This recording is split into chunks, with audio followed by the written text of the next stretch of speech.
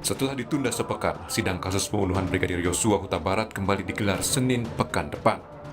Jaksa sebelumnya bilang penundaan dilakukan dalam rangka evaluasi teknis dan materi persidangan.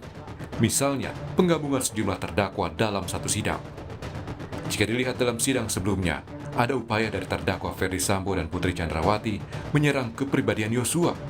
Ini coba diungkap saat orang-orang terdekat keseharian mereka, dari ajudan sampai asisten rumah tangga, memberikan kesaksian. Sejumlah saksi bilang korban Yosua sering marah dan bersikap temperamental. Kalau menurut saya dia suka marah-marah gitu kan. Temperamental. Terus kalau saya minta tolong untuk anuin belanjaan, dia selalu menunda gitu kan. Terus kalau dipanggil ibu selalu lama, terus kadang ngedumel gitu. Apa sih Bi? Apalagi gitu. Om maaf dicariin ibu. Sering ngedumel dengan yang lain-lain juga seperti itu? Kalau seperti saya tidak tahu kok yang lain. Iya, nggak tahu ya. Siap. Namun ada kesaksian menarik lainnya dari Azan Romer yang pernah menjadi ajudan Ferdi Sambo. Jaksa mencecar Romer soal keterangannya yang kerap berganti-ganti di persidangan. Romer mengaku takut pada Sambo hingga memberikan keterangan tidak jujur. Apa yang menyebabkan saudara memberikan keterangan berubah-ubah? Karena awalnya kami masih takut memberikan kejujuran, Pak. Takut memberikan kejujuran. Takut kepada siapa? Takut aja, Pak. Ya, kita kan takut tidak ada, kita takut Tuhan, kita takut mati atau takut apa? Iya, Pak, takut Sama siapa? sama Bapak, Pak. Bapak siapa? Pak Sambo, Pak. Jadi takut sama Ferdi Sambo. Iya, Pak. Kenapa takut? Takut aja, Pak. Sebenarnya kami takut aja karena ini sudah ada orang yang meninggal, Pak. Sidang Senin pekan depan dijadwalkan kembali dimulai untuk terdakwa Barada Eliezer. Kuasa hukum Eliezer, Roni Talapesi, kembali menegaskan Eliezer siap mengungkap kasus pembunuhan Yosua terang benderang. Dalam podcast bersama Budiman Tanurejo, Roni mengungkap Eliezer pernah mendapat intimidasi dari Sambo, namun kini siap membongkar fakta sebenarnya. Richard itu kan masih dijaga sama Ferdi Sambo. Oke. Kemudian waktu menghadap Bapak Kapolri, itu Richard masuk ke dalam ketemu Pak Kapolri, di luarnya di depan pintu itu ada Ferdi Sambo. Dari depan itu dia sudah diintimidasi ya, disampaikan ya, kamu bicara sesuai dengan yang begini. Jadi ada rasa ketakutan dari Richard. Jadi dia sempat hubungin juga keluarganya, bapak mamanya, dia udah hubungin pacarnya. Kalau terjadi apa-apa dengan saya, sudah ikhlaskan saya, tidak usah cari lagi. Saya minta keluarga hati-hati, baik-baik. Jadi kalau ada apa-apa sudah nggak usah cari saya lagi. Sejumlah saksi akan kembali dihadirkan di sidang pembunuhan Brigadir Yosua, termasuk untuk perkara perintangan penyidikan yang juga menjerat Ferdi Sambo. Tim Liputan Kompas TV.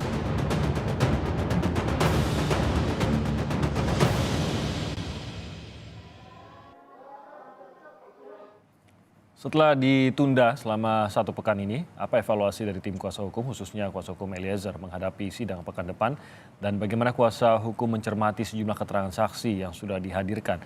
Kita akan ulas menjelang sidang lanjutan dari kasus pembunuhan Brigadir Yosua Huta Barat pekan depan. Yang sudah hadir bersama kami secara daring ada kuasa hukum dari Barada Eliezer, Pak Roni Talapesi, dan juga bergabung kuasa hukum keluarga Brigadir Yosua, Bang Martin Lukas Simanjuntak, dan pakar hukum pidana Bang Jamin Ginting. Selamat pagi Bang Jamin, Bang Martin, dan juga Mas Roni. Selamat pagi. Terima kasih sudah bergabung bersama kami. Selama sepekan ini kita tidak mengikuti atau memang tidak diselenggarakan sidang lanjutan dari kasus pembunuhan Brigadir Yosua Huta Barat. Tapi saya yakin bahwa tim kuasa hukum juga sudah bersiap-siap untuk menjelang lanjutan sidang yang akan berlangsung mulai hari Senin pekan depan. Nah, saya ingin tahu dari masing-masing pengacara terlebih dahulu, khususnya dari Mas Roni, adakah evaluasi juga yang dilakukan selama sepekan terakhir? Karena kita tahu bahwa pengadilan sendiri mengatakan bahwa pekan terakhir ini akan digunakan untuk evaluasi. Tapi dari tim pengacara sendiri bagaimana Mas Roni? Iya, Bung Timothy, bahwa kami fokusnya kepada perkara Richard Eliezer ya, terhadap berkas yang sudah kami terima ya. Fokus kami adalah sekarang kan kalau kami melihat bahwa sudah mengkerucut saksi-saksi ya yang dihadirkan oleh jaksa penuntut umum. Kami fokus terhadap 340-nya perencanaan pembunuhan dan 338 ya pembunuhan. Dalam hal ini yang sudah dituangkan dalam dakwaan. Nah, evaluasi kami adalah saksi-saksi yang dihadirkan ini memang sudah mengkerucut, kemudian fakta-fakta sudah mulai terungkap terkait dengan otak pembunuhan dari almarhum Brigadir Joshua ini. Dan besok kami akan kembali sidang, kemudian yang saksi-saksi yang akan dihadirkan ini kan saksi-saksi dari kepolisian. Kemudian ada beberapa catatan penting juga buat kami karena ini mengkerucut terkait dengan penembakan ya. Yang kami harapkan bahwa proses pemeriksaan saksi yang berikutnya dan ke depannya agar kita fokus kepada pembunuhan berencana. Fokus terhadap dengan penembakan. Nah, Selama ini agak meluas atau melebar gitu ya Mas Roni? Iya, seperti itu Mas Timothy. Tetapi ya dalam proses kasus ini kan harus melihat bahwa kami dalam hal ini melakukan pembelaan kepada Baradae atau Richard Eliezer. Kami memperjuangkan rasa keadilan itu untuk Richard Eliezer ya.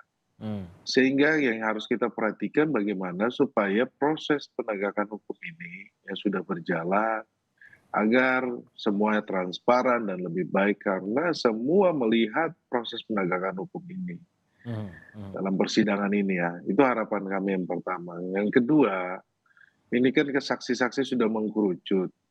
Ini kan memposisikan posisi klien saya.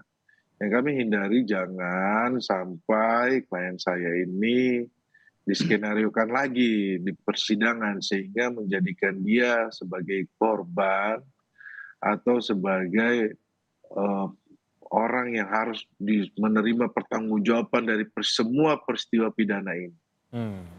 Nah, kita harapkan bahwa majelis hakim dan perangkat yang ada di persidangan ini semuanya berjalan, semua bekerja secara baik ya.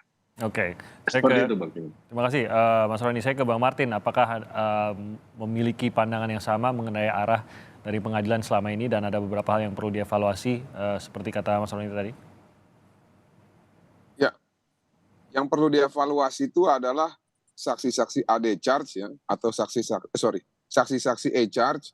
Namun sebagai saksi E charge mereka itu justru diduga ya melakukan skenario ataupun berkonspirasi ataupun dikondisikan oleh orang-orang tertentu ya yang mungkin saja ada hubungannya dengan para terdakwa sehingga berkata-kata bohong, berkata-kata tidak benar dan justru membuat ya seperti contempt of court gitu. Kenapa saya bilang contempt of court? Karena berusaha untuk membodohi jaksa penuntut umum, berusaha untuk membodohi hakim dan berusaha untuk membodohi publik yang seperti tidak boleh diperbolehkan gitu loh. Ya. Ini jadi harus tegas.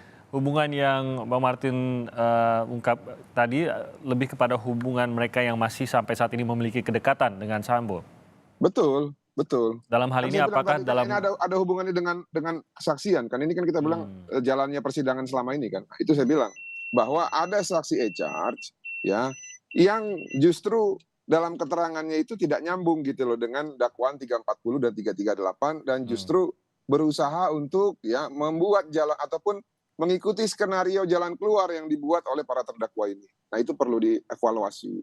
Ya, tapi saya tidak setuju pada saat kemarin ya di awal majelis hakim mengatakan bahwa penundaan itu karena KTT G20, kemudian ada ralat ya disampaikan ternyata karena pelaksanaan teknis. Nggak ada itu Mas dalam KUHAP ya Bang Timothy nggak ada. Jadi saya lebih percaya bahwa sebenarnya memang pemerintah mungkin tidak mau atensi publik itu terkonsentrasi kepada persidangan Sambo, instead seharusnya ya itu perhatian publik kepada KTT G20. Tapi ya sudah selesai KTT-nya. Sekarang kita kan harus fokus lagi nih, ya. Kenapa? Karena jangan sampai nanti jeda waktu ini ya membuat publik jadi antusiasnya itu berkurang untuk mengawal proses kasus Sambo. Kita bayangin loh, Mas, Bung Timothy, ini ujung-ujungnya yang kita hindari itu adalah seperti contoh ya, kan ada yang ditangkap lagi kemarin tuh tersangka ya. Jangan sampai nanti ada kecurigaan ataupun ada potensi ke arah seperti itu sehingga nanti putusan itu tidak fair gitu ya. Itu yang kami hindari dan kami harapkan jangan sampai terjadi. Demikian, Bung Timothy. Nah, mungkin sedikit untuk menjelaskan juga pada kami pemirsa awam. Yang dimaksud oleh Bang Martin tadi, saksi e-charge ini adalah saksi yang dihadirkan oleh terdakwa untuk meringankan, begitu ya Bang Martin ya? Bukan, itu ID charge. Jadi saksi yang dihadirkan jaksa, tapi dia berselubung seakan-akan memberatkan, tapi faktanya dia itu meringankan gitu loh. Oke, jadi justru sebaliknya saksi yang dihadirkan oleh jaksa ya. Betul, nah, tapi bagaimana itu bisa terjadi kalau begitu, Bang Martin, mengingat ini kan dihadirkan oleh jaksa. Seharusnya memang yang dihadirkan oleh jaksa juga sudah tahu kira-kira apa yang akan disampaikan. Jadi apakah memang karena ada perbedaan antara BAP dengan keterangan yang diberikan di dalam pengadilan kah sehingga istilahnya jaksa ini tergocek di sini? Seharusnya menghadirkan kesaksian apa kok malah dalam pengadilan menghadirkan kesaksian yang lain, begitu Bang Martin? Betul. Nah, contohnya seperti Susi ya, seperti si Damson, seperti si Kodir. Itu kan melenceng gitu ya. Apa yang dia sampaikan itu nggak ada hubungannya dengan konteks 340, walaupun memang ada sebagian yang ada hubungannya. Tapi kan ujung-ujungnya jadi saya bilang tadi seharusnya memberatkan tapi malah meringankan. Nah, itu yang harus dievaluasi dan tidak boleh diberikan keleluasaan. Dan itu harus dari hakim. Ya kalau memang mau meringankan ya hadirkan sebagai ID charge gitu ya dari terdakwa. Ini kan enggak. Dan yang mengendalikan itu seharusnya dari hakim kah atau dari siapa nih yang seharusnya ya kalau Anda menginginkan agar keterangan dari jaksa seharusnya ya. Oke, jadi evaluasinya ada pada jaksa seharusnya ini ya. Betul. Oke, nah saya ingin tanya Bang Jamin, apakah juga melihat ada kecenderungan yang sama seperti yang dikatakan Bang Martin maupun tadi oleh Mas Roni untuk evaluasi sidang ini? Ya, jadi begini Bang Timothy, konsep daripada hukum acara pidana itu didahului dari jaksa penuntut umum untuk melakukan dakwaannya, lalu dia menghadirkan saksi-saksi untuk menguatkan dakwaannya itu supaya bisa terbukti dan diyakini oleh hakim. Di tengah perjalanan, Mas Bang Timothy, bisa saja saksi-saksi yang dihadirkan tersebut, ya setelah jaksa memberikan pertanyaan, PH melakukan pertanyaan yang diketahui, dilihat ataupun didengar. Jadi apa saja bisa, Mas Timothy, apa saja bisa ditanyakan begitu. Nah, cuma pengendalian daripada pertanyaan tersebut ada pada majelis hakim. Jadi kalau pertanyaannya tidak sesuai atau pertanyaannya terlalu jauh deviasinya dengan pokok perkara, maka harusnya hakim mengingatkan supaya fokus saja pada dakwaan. Jadi jangan sampai keluar dari jalur begitu. Nah, nanti kalau ada hal-hal yang diyakini oleh penasihat hukumnya terkait dengan contohnya ada kepribadian ganda yang pernah diajukan surat keberatan kepada majelis begitu, itu sebenarnya nggak pantas diajukan pada saat jaksa menghadirkan saksi karena sudah lari dari konteks apa yang mau ditemukan dalam kebenaran material begitu. Tapi nanti dia kalau giliran dia menghadirkan saksi ada charge, saksi yang meringankan para terdakwa, silakan begitu. Dan jadi jangan sampai lagi nanti terulang. Hakim harus bijaksana ini saya kira Bang Timothy supaya sesuai dengan jalur. Jangan sampai nanti sidang 1 minggu ini kita menemukan lagi pembahasan yang bukan fokus kepada dakwaan jaksa di 340, 338. Anda bayangkan Bang Timothy kalau sampai nanti ada isu baru lagi ya, nanti terkait dengan kepribadian ganda yang sudah mati, ada lagi nanti dibawa lagi ditemukan ada pacar-pacar baru Joshua, ada lagi nanti apapun itu yang harusnya hakim bijaksana saya kira supaya tidak mengakomodir pertanyaan-pertanyaan seperti itu dan mengingatkan penasihat hukum untuk fokus kepada apa yang harus dibuktikan di sini dibantah 340 atau 38. Dan bisa Bang Timothy, kalau memang mereka terus seperti itu, hakim bisa mengingatkan mereka dan bisa memerintahkan untuk mengeluarkan penasihat hukum. Dianggap mengganggu jalannya proses Iya. persidangan. Nah, itu Sebenarnya, ya Bang Jamin, sebenarnya kalau lihat dari status saksi sendiri, khususnya yang tadi juga sudah disebut juga oleh Bang Martin, saksi Susi contohnya, ada juga saksi Kodir juga untuk sidang obstruction of justice. Statusnya mempengaruhikah mengingat dua orang tersebut adalah orang-orang yang dibayar, dihidupi oleh Ferdy Sambo dan bahkan ya sejauh yang kita ketahui sampai saat ini pun masih menerima gaji dari Ferdy Sambo gitu. Apakah ini mempengaruhi dan posisinya bagaimana kalau demikian di hadapan hakim di mata hukum? Apalagi pada saat kita lihat, pada saat Susi contohnya pada saat memasuki persidangan saja memang menunjukkan rasa simpati kepada terdakwa yaitu Putri Candrawati dan juga Ferdy Sambo. ya, Bang Timothy, jadi di pasal 185 memang dikatakan di situ keterangan saksi adalah yang benar adalah apa yang saksikan dalam persidangan. Tetapi di pasal 185 ayat 4 ada poin D dan C dan D mengatakan di situ bahwa hakim dalam menilai keterangan saksi harus melihat latar belakangnya dan apa yang saksi sampaikan harus dilihat tujuan apa sehingga saksi memberikan keterangan tersebut. Jadi tidak semata-mata apa yang diucapkan diterima sama hakim, tapi lihat juga latar belakang saksi tersebut. Salah satu contoh latar belakangnya, apakah saksi tersebut dalam memberikan keterangan tersebut masih ada hubungan relasi tertekan atau dipengaruhi oleh pihak lain. Nah, itu bisa menjadi dasar bagi hakim untuk bisa menerima atau menyatakan atau menerangkan bahwasannya keterangan saksi itu tidak mempunyai arti. Jadi tidak dinilai bagi hakim karena dilihat dari latar belakangnya kecenderungan apa yang disampaikan itu adalah tidak benar seperti itu. Jadi tidak salah ya. Tidak salah untuk dihadirkan sebagai saksi. 10 detik.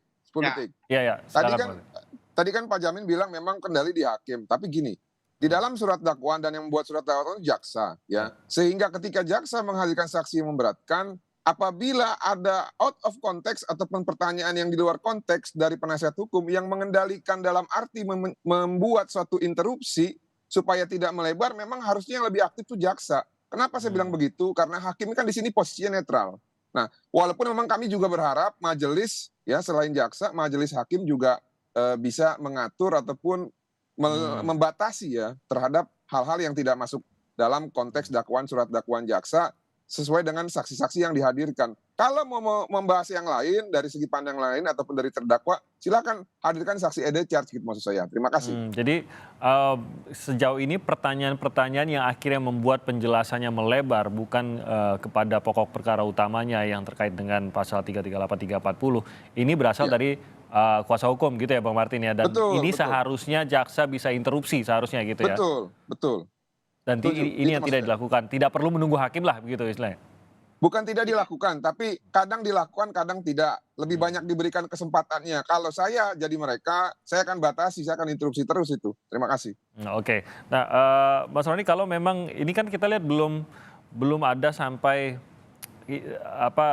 benar-benar dituntut lah untuk dikenakan pasal mengenai kesaksian palsu gitu. Ini mungkin dari keluarga Joshua juga sudah mengancam untuk kalau memang ini terus bersaksi palsu maka akan dikasuskan atau hakim pun sudah mengancam juga bahwa ini bisa saja dikenakan pasal kalau memang terus diduga melakukan kebohongan. Tapi sejauh ini belum. Mungkin saya ke Bang Martin terlebih dahulu. Apakah akan ada upaya dari keluarga kalau memang ini terus berlangsung? Ada. Jadi gini, bukan dengan tidak ditetapkannya melalui persidangan mereka sebagai tersangka tidak ada unsur pidananya. Enggak, salah. Kan ada yang bilang, oh berarti mereka nggak bersalah dong. Bukan begitu. Nah, kalau hakim tidak menggunakan kewenangannya kan kita bisa, karena ini kan bukan absolut, memang hanya bisa ditetapkan sebagai tersangka melalui persidangan. Kita pun bisa, ya. Cuma bedanya kalau kita melaporkan kan harus lidik dulu, ya. Baru naik sidik. Nah, tapi kalau hakim yang menetapkan sebagai tersangka, langsung naik barang itu. Gitu. Jadi lebih cepat prosesnya.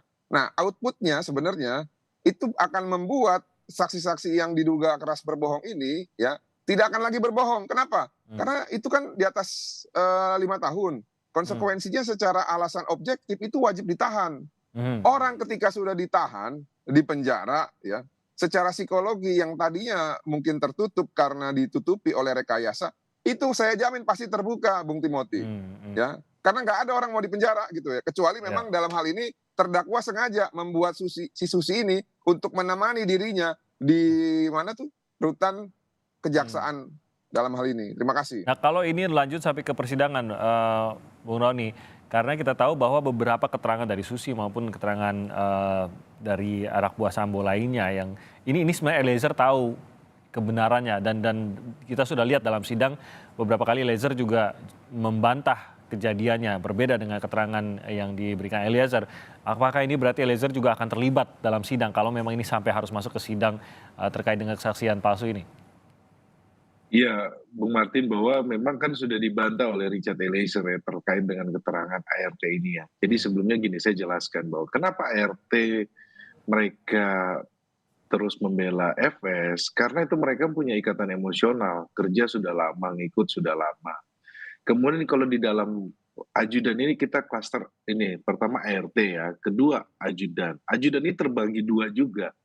Ajudan yang sudah ngikut lama dengan ajudan yang baru ikut 6 bulan. Yang baru ikut 6 bulan itu kan Romer, RE, kemudian Prayogi, kemudian Sadam.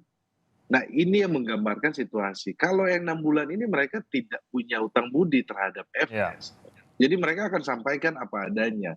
Nah tetapi kalau yang seperti Daden, kemudian ART ya, itu kan ikutnya sudah lama. Daden itu nggak enak, kenapa? Karena adik perempuannya itu dimasukin polisi sama FS, masukin Polwan. Jadi ini ada ikatan emosional, ikatan batin, sehingga mereka itu sulit untuk menolak untuk bersaksi yang sebenar-benarnya ya. Nah ini lagi sebenarnya sudah kita klaster ya. Tetapi kalau ajudan itu kan terbagi lagi dua, ajudan yang sudah lama, ajudan yang baru. Yang baru ini kan yang tadi saya sampaikan. Sehingga ketika mereka ditanyakan, mereka sampaikan sesuai fakta gitu loh. Jadi sebenarnya kalau untuk kesaksian dari dari ART ini sudah kita ragukan dari awal. Itu yang sudah kita sampaikan kan beberapa kali kan. Oke, kita akan lanjutkan lagi. Saya mau nanti terkait juga dengan bagaimana semakin luas pembahasan di dalam sidang, termasuk juga mengenai pribadi Joshua. Ini dikatakan sudah mulai tidak tepat, sudah mulai tidak fokus kepada perkara utama.